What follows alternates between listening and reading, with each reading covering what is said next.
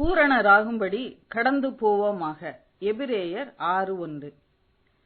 ஆகையால் கிறிஸ்துவை பற்றி சொல்லிய மூல உபதேச வசனங்களை நாம் விட்டு செத்த கிரியைகளுக்கு நீங்களாகும் மனம் திரும்புதல், தேவன் பேரில் வைக்கும் விசுவாசம், ஸ்நானங்களுக்கு அடுத்த உபதேசம், கைகளை வைக்குதல், மரித்தோரின் உயிர்த்தெழுதல், நித்திய நியாய தீர்ப்பு என்பவைகளாகிய அஸ்திபாரத்தை மறுபடியும் போடாமல் பூரணராகும்படி கடந்து போவோமாக. எபிரேயர் 6:1-2.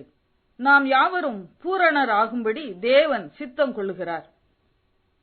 காலத்தை பார்த்தால் போதகராக இருக்க வேண்டிய உங்களுக்கு தேவனுடைய வாக்கியங்களின் மூல உபதேசத்தை மறுபடியும் உபதேசிக்க வேண்டியதாய் இருக்கிறது.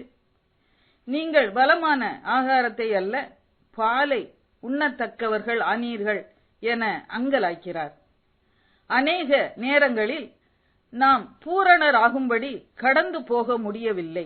ஏனென்றால் கிறிஸ்துவை பற்றிய மூல உபதேசங்களை இன்னும் சரிவர நாம் அறிந்து கொள்ளவில்லையே. அஸ்திபாரத்தை சரிவர போட்டுக் கொள்ளவில்லை. மூல உபதேசம் அஸ்திபாரம் என்று 6 காரியங்களை இங்கு வேதம் நமக்கு காண்பிக்கிறது.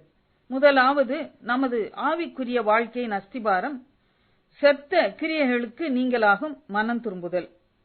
மனம் திரும்புதல் சரிவர செய்யப்படும் என்றால் செத்த கிரியைகளை விட்டு நாம் விலகுவோம். அதுவே ஆவிக்குரிய வளர்ச்சியையும் முதிர்ச்சியையும் பிற்பாடு உண்டாக்கும். மனம் திரும்பி ஆண்டவரை ஏற்றுக்கொள்ளும் பலர் செத்த கிரியைகளை, பழைய சுவாபங்களை, பாவ பழக்க வழக்கங்களை விட்டு விடுவதில்லை. ஆகவே பூரணராகும்படி கடந்து போக முடியவில்லை. கெட்ட குமாரன் என அழைக்கப்படும் இளைய குமாரன் தான் தன் தகப்பனுக்கு விரோதமாக பாவம் செய்தேன் என உணர்ந்த போது, அவனுக்கு புத்தி தெளிந்த போது, நான் எழுந்து என் தகப்பனிடத்திற்கு போவேன் என தீர்மானித்து எழுந்து புறப்பட்டு தன் தகப்பனிடத்தில் வந்தான்.